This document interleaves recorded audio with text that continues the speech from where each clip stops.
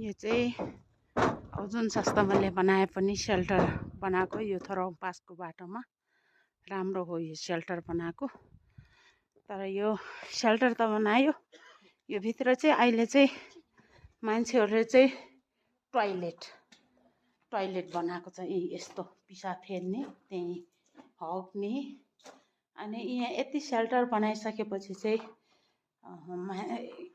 एउटा अलिकति यहाँनिर अलिक भारी बिसाउने बस्ने अलिकति एउटा रेलिङ जस्तो यस्तोबाट बनाइदिएको भए राम्रो हुन्थ्यो नि। अब त्यस्तो नि छैन। अनि यसो आएर कोही कोही बेला आएर बस्छु भन्दा नि यस्तो घिन लाग्ने। यहाँ हेर्नुहोस् यस्तो छ।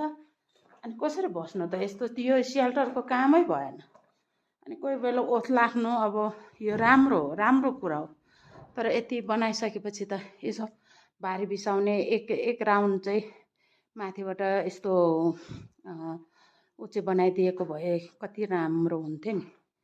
अब के गर्नु त, यस्तो हाम्रो बुद्धि